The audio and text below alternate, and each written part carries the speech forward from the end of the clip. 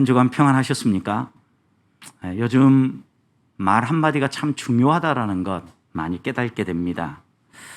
말 한마디에 의해서 사람이 위로받고 또 마음의 평안함을 누리기도 하지만 한마디 말에 의해서 사람들이 낙심하기도 하고 또 불안해하기도 합니다. 특별히 자신이 공적인 자리에 있고 많은 사람들에게 영향을 미치는 자리에 있다면 더욱이 말을 아껴야 되고 가려야 되고 또 조심해야 되는 것입니다. 그래서인지 요즘 새로 당선된 대통령 그리고 인수위원회 그리고 정부 마무리를 하면서 인수인계를 하는 청와대와 그 정부, 이 사이에서 오고 가는 말 한마디에 의해서 얼마나 많은 이야기들이 오고 가는지 모릅니다. 우리가 이런 것들 보면서 참 말 한마디가 중요하다는 것 다시 한번 더 깨닫지 않습니까? 여러분, 그들은 국가에 지대한 영향력을 미친다면 우리의 말 한마디는 어떤 영향력을 가지고 있겠습니까? 우리가 살아가고 있는 가정, 그리고 우리가 함께 교제하고 나누는 여러 사람들, 이런 사람들과의 관계에서 우리의 말 한마디가 그들 못지않게 매우 중요한 영향력을 미친다는 것을 기억해야 합니다. 그래서 지혜자 솔로몬은 잠언 18장 20절에서 사람은 입에서 나오는 열매로 말미암아 배부르게 되고 입술에서 나오는 것으로 말미암아 만족하게 된다. 우리의 입술에서 나오는 그 말로 배부르게 되고 만족한다면 어떤 말을 하며 어떤 관계를 맺느냐, 이것은 인간관계를 행복하게 만들어주는 매우 중요한 요소라고 말할 수 있습니다. 성도 여러분, 지난 한 주간 동안 여러분이 만나는 사람들에게 어떤 말들을 하며 사셨습니까? 분명히 하나님께서는 우리가 만나는 사람들에게 하나님의 자녀답게 하나님의 성품을 드러내고 또 하나님 나라가 어떤 곳인가를 드러내기를 원합니다. 우리의 표정, 우리의 행동으로도 드러나지만 구체적으로 우리의 입술에 표현하는 말 한마디를 통하여서 드러난다는 것 우리가 잊을 수 없죠. 그래서 야고보 사도는 야고보서 3장 2절에서 말에 실수가 없으면 그 사람은 완전한 사람이다, 이렇게 증언하지 않습니까? 그만큼 실수하지 않고 바른 말을 하며 살기가 쉽지 않다라는 겁니다. 하나님께서는 이런 우리의 언어 생활을 위하여서 특별히 기독교를 계시의 종교로 우리에게 알려주시지 않습니까? 말씀의 종교라는 겁니다. 우리의 신앙의 토대가 하나님이 들려주시는 말씀, 하나님이 우리에게 보여주시는 계시에 의해서 견고하게 서고 흔들리지 않게 된다는 의미입니다. 지금도 하나님은 살아계셔서 우리에게 변함없이 말씀하실 뿐만 아니라 그 하나님의 언어, 그 하나님의 말씀을 배우면서 우리들도 하나님처럼 말하고 하나님처럼 행동하기를 원하신다라는 겁니다. 그래서 히브리서 저자는 히브리서를 시작하면서 히브리서 1장 1절에서 이렇게 예수님에 대해서 소개하죠. 옛적의 선지자들 통하여서 여러 부분과 여러 모양으로 우리 조상에게 말씀하신 하나님이 이 모든 것의 마지막 날에는 아들을 통하여서 우리에게 말씀하셨다. 여러분, 하나님은 오고 가는 세대 속에서 계속해서 우리에게 말씀하시는데 이제까지 선지자들을 통하여서 말씀을 전하는 여러 사람들을 통하여서 우리에게 하나님의 뜻을 들려주셨는데 이 모든 날의 마지막에는 궁극적으로 하나님이 마지막으로 우리에게 들려주시는 말씀은 그의 아들이신 예수님을 통하여서 우리에게 들려주신다는 말씀입니다. 결국 그러니까 우리가 하나님에 대해서 수많은 얘기를 들어오지만 예수 그리스도께서 우리에게 말씀하신 그 복음, 예수 그리스도의 말씀을 분명히 이해할 때 하나님을 이해할 수 있고 성도답게 살아갈 수 있다는 것을 말씀하는 겁니다. 주님이 우리에게 주시는 말씀이 어디에 기록되어 있습니까? 분명히 하나님이 살아계셔서 지금 우리에게도 말씀하시지만 그냥 환상 가운데 환청처럼 우리에게 들려주시는 것이 아니라 하나님 우리에게 말씀하실 때는 항상 말씀을 통해서 들려주시죠. 그래서 바울은 디모데후서 3장 15절부터 17절 말씀에서 이렇게 증언하죠. 디모데가 어려서부터 성경을 알고 하나님을 믿고 따르는데 이 성경은 하나님의 감동으로 된 것으로 교훈과 책망과 바르게 함과 의로 교육하기에 유익한 말씀이다. 결국 하나님의 말씀이 우리를 성도답게 만들고 또 계시의 종교인 기독교를 분명히 믿고 따라가는 성도로 세운다라는 것을 증언하는 거죠. 그래서 결국 이렇게 하나님의 말씀을 가까이 하고 하나님의 음성을 자꾸 듣는 사람은 구원에 이르는 도리를 분명히 이해할 뿐만 아니라 성도의 중요한 특징 가운데 하나인 선한 일을 행할 수 있는 능력을 갖추게 된다는 거예요. 여러분, 그러니까 우리가 성경 말씀을 연구하면 연구할수록, 성경 말씀을 통해서 하나님의 음성을 들으면 들을수록 우리 안에 살아나야 될 것은 뭐냐면 구원의 분명한 확신과 또 하나는 이웃에게 선을 행하는 일이에요. 여러분, 그런데 오늘 우리가 함께 읽고 있는 이 발람의 이야기를 보십시오. 이웃에게 선을 행하기 위해서 나아가는 발람이 아니라 이웃에게 뭘 하려고 하는 겁니까? 지금 악을 행하려고 하는 거예요. 자신의 탐욕을 위하여서 돈을 받고 명예를 얻기 위해서 축복해야 될 사람을 저주하기 위해서 나아가고 있지 않습니까? 어떻게 생각해 보면 하나님의 말씀을 바로 이해한 사람이라고 할 수 없죠. 그런 점에서 발람은 이방의 복술가이고 점술가입니다. 성경은 가끔 선지자로 묘사하지만 우리가 생각하는 기독교의 선지자가 아니라는 거죠. 메소포타미아 지역에서 이방 신을 섬기며 점술과 복술로 영매를 한다고 소문난 그런 점술가였던 겁니다.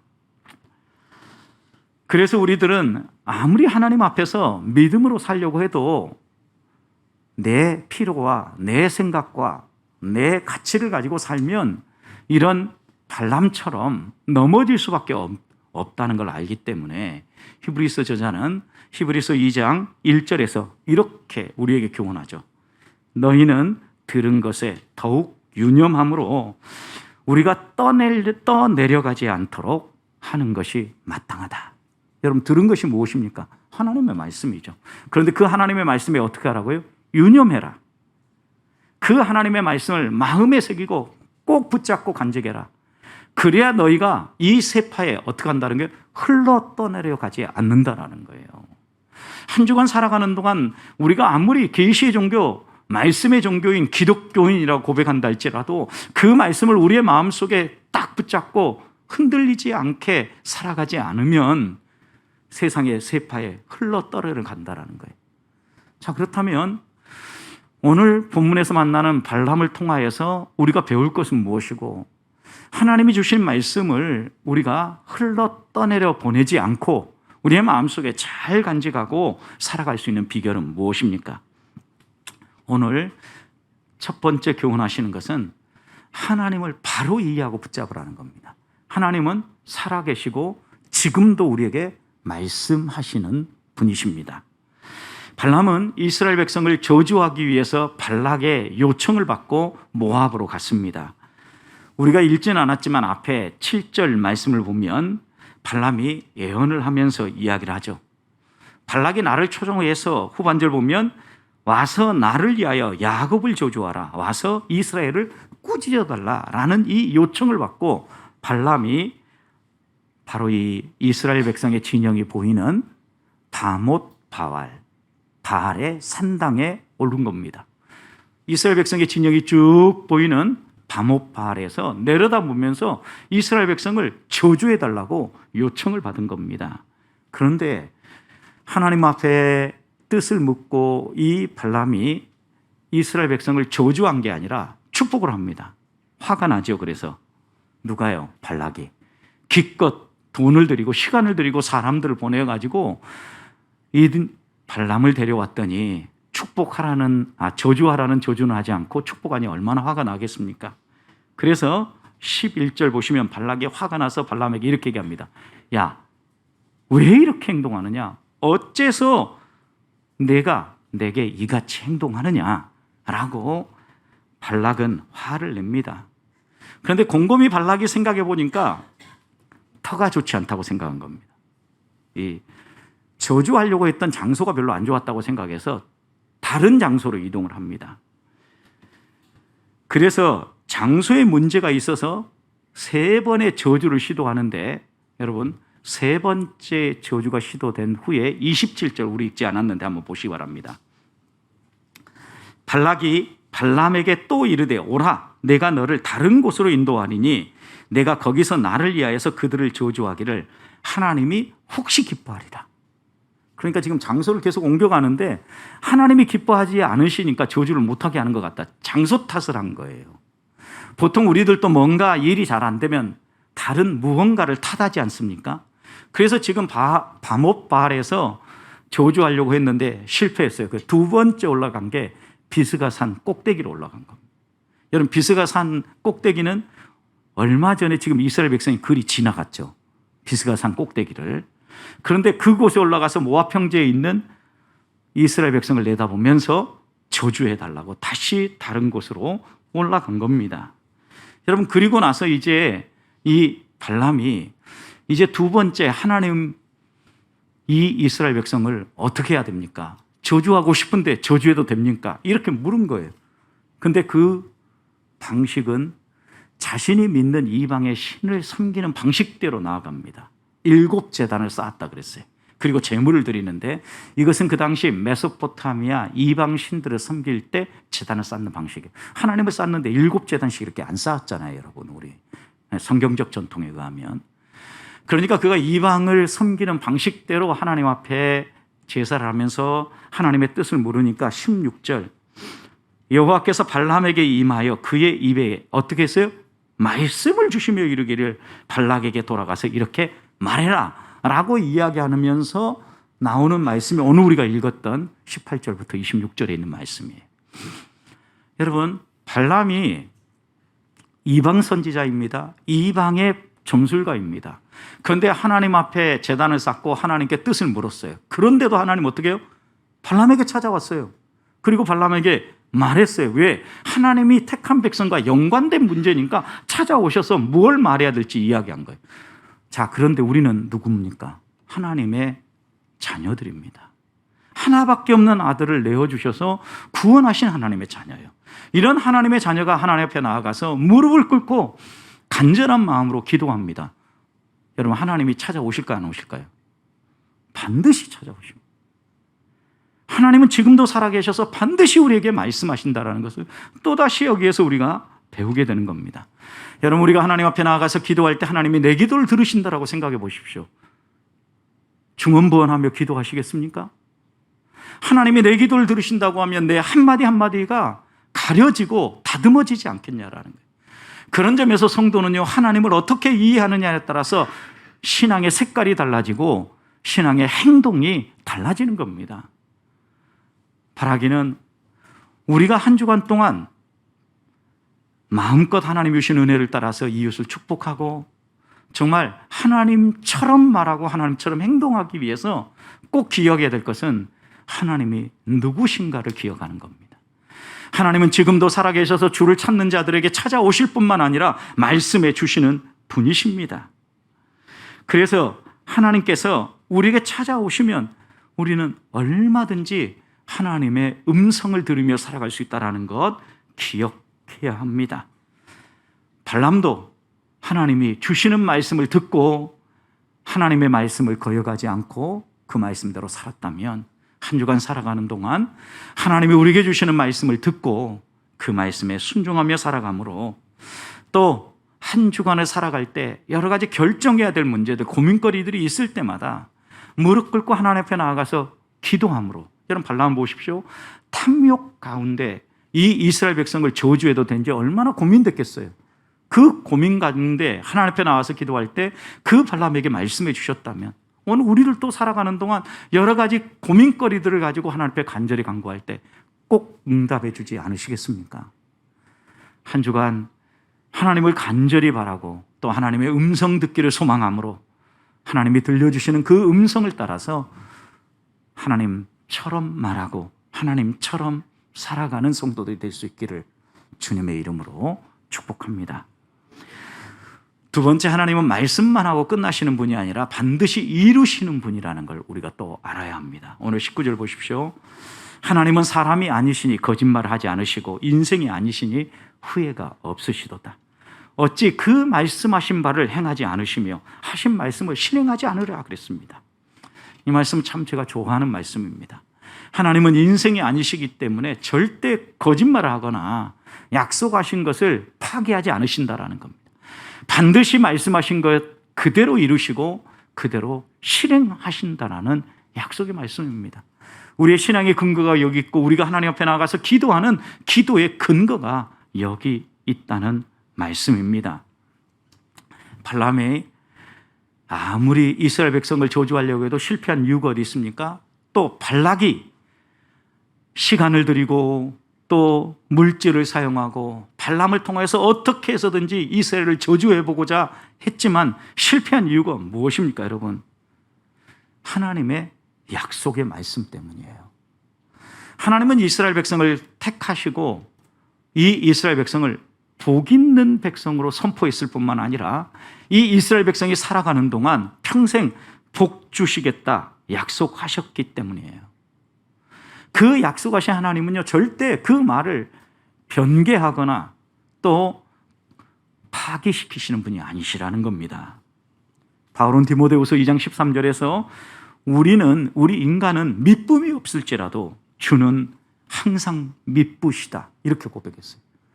우리는 가끔 상황과 형편에 따라서 약속한 것을 파기하기도 하고 우리 행동을 바꾸기도 하지만 우리 하나님은요, 이 모든 것들을 다 내다보고 한 번 말씀하신 것은요, 반드시 이루어 주신다라는 거예요. 항상 미쁘시다라는 거예요. 항상 바뀌지 않으신다라는 거예요. 말라기 3장 6절에서는 하나님을 이렇게 소개합니다. 나 여호와는 변하지 아니하느니라. 변하지 않으신다라는 거예요. 여러분, 그렇다고 하면 우리가 때때로 하나님 앞에 간절히 나아가서 간구하는데 정말 이게 옳은 일이고 하나님이 원하시는 일인데 잘 이루어지지 않는 것은 무엇입니까? 하나님의 뜻을 바꾸신 겁니까?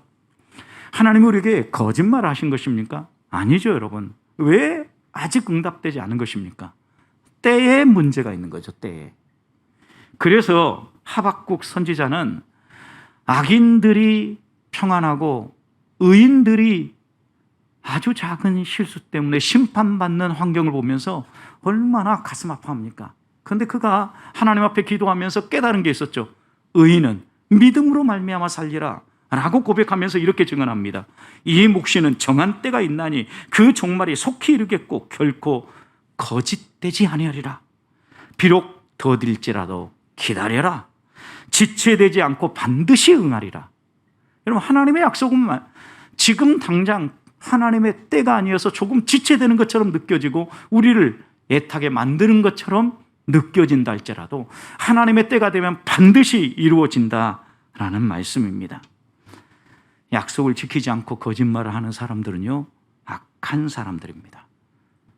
악한 사람일 뿐만 아니라 성경에서는요, 이런 사람들을요, 하나님을 알지 못하는 사람이라고 해요.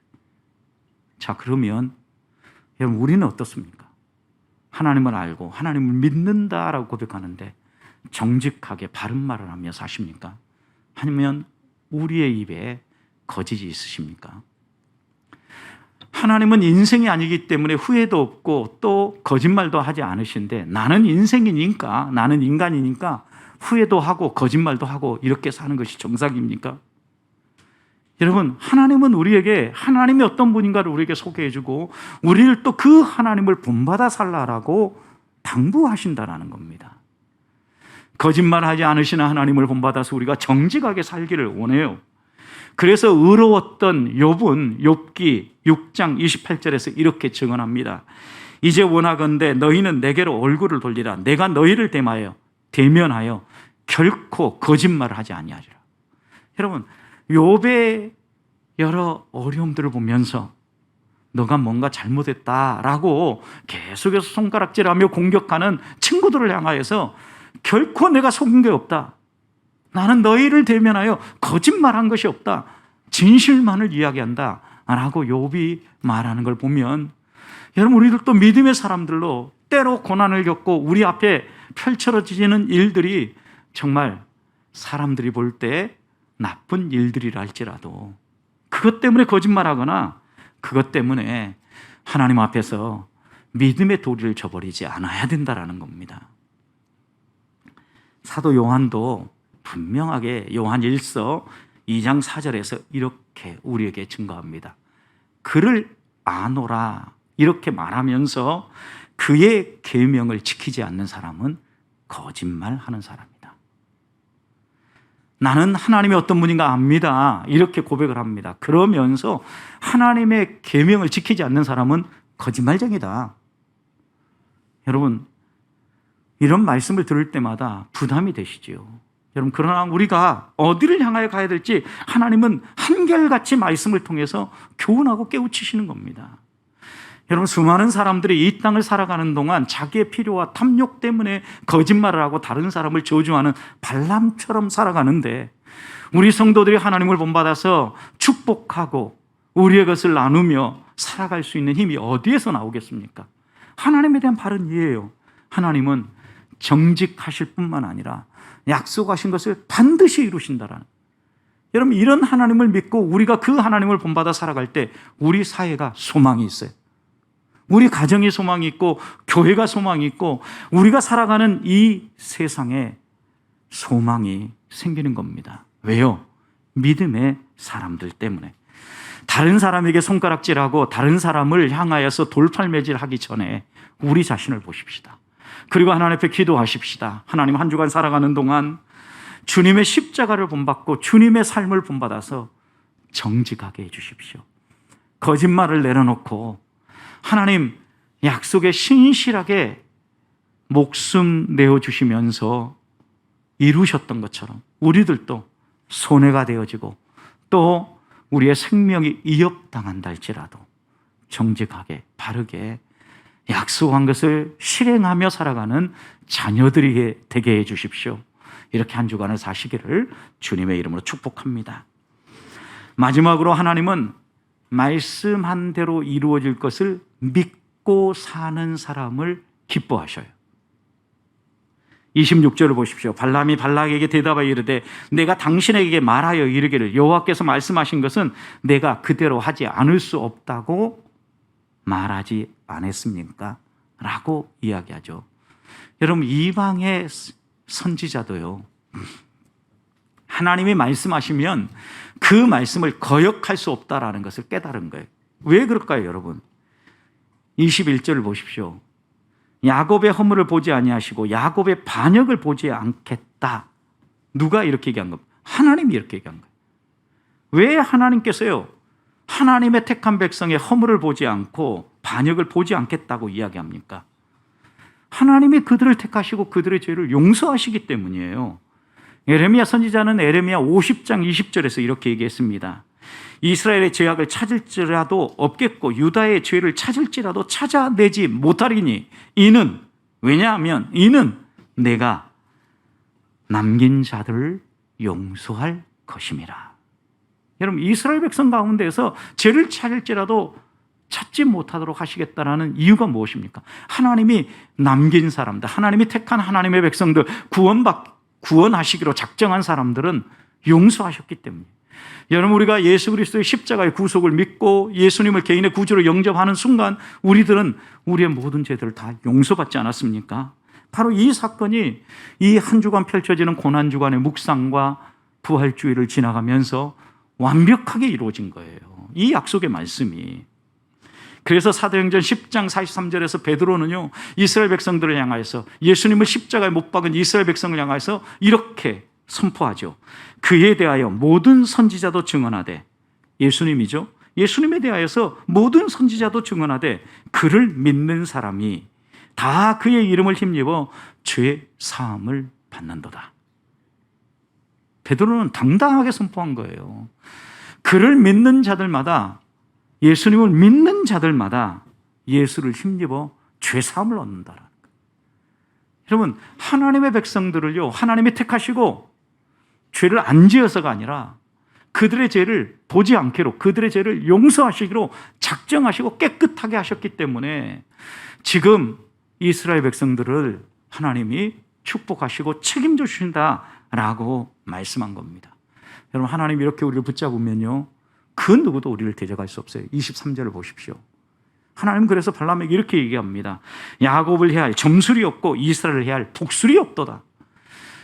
여러분, 우리나라도 고대 사회 보십시오. 조선시대라든가 그 이전 시대를 보면, 여러분, 사극을 보면 마음에 안 드는 사람 어떻게 합니까?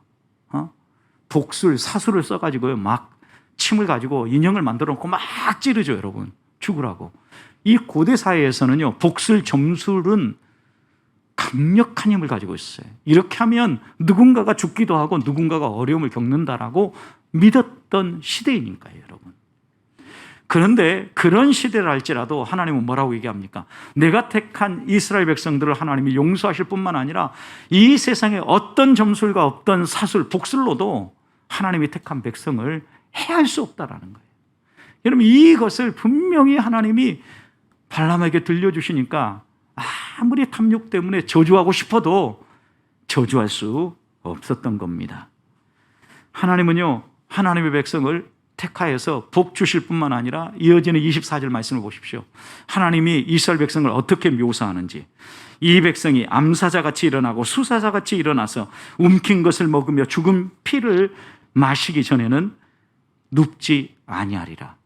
여러분, 암사자, 수사자에 비유하죠. 먹이 사냥을 앞둔 사자의 이스라엘 백성을 비유하는데, 여러분, 이 이스라엘 백성이 완전히 이 먹이 사냥을 끝내는 때가 언제라고 얘기합니까? 움킨 것을 먹고 죽은 피를 마셔야 끝난다는, 가나안 정복이 끝날 때까지는 이 이스라엘 백성이 마치 먹잇감을 사냥하는 사자처럼 강력하게 가나안을 정복해 갈 것을 말씀하신 거예요. 여러분, 그러니까 너희들이 아무리 영쓰고 아무리 이스라엘을 저지하려고 해도 저지할 수 없다라는 거예요. 하나님의 백성의 운명이에요, 이게. 하나님 우리에게 약속하신 복이라고요, 여러분. 하나님 우리를 택하시고 하나밖에 없는 아들을 내어주시면서까지 우리에게 이루고자 하셨던 게 무엇입니까? 하나님의 백성이 이 세상 속에서 정말 초라하고 변변치 않게 살아가는 것이 아니라, 여러분, 먹잇감을 사냥하는 암사자와 수사자처럼 하나님이 우리에게 펼쳐주신 사명의 길을 걸어갈 때 당당하면서도 또 그 모든 것들을 먹고 누릴 때까지 길을 펼치시면서 도우시면서 우리를 이끌어 가신다는 겁니다. 그러니 우리의 삶에 중요한 게 무엇입니까? 하나님이 약속하신 것은 반드시 이루신다는 걸 믿고 내게 주신 사명의 길을 하나님 손을 붙잡고 당당하게 걸어가는 믿음의 선택입니다, 여러분. 우리가 이 선택을 하며 걸어갈 때 우리의 삶은 보장되어 있는 겁니다. 세상의 그 어떤 점술과 복술로도 해할 수 없습니다. 하나님이 반드시 약속한 것을 이루어 주실 것이기 때문입니다. 한 주간 당당하게 사십시다. 그리고 우리 앞에 펼쳐지는 여러 장애물 때문에 주저앉지 마십시다. 하나님이 우리에게 주시는 복은 변치 않습니다. 그렇다고 하면 한 주간 우리에게 약속하신 그 복을 가슴에 새기고 이 고난주간 하나님의 자녀답게, 하나님의 백성답게 말하고 행동함으로 하나님을 영화롭게 하는 우리 보배의 성도들이 되시기를 주님의 이름으로 축복합니다.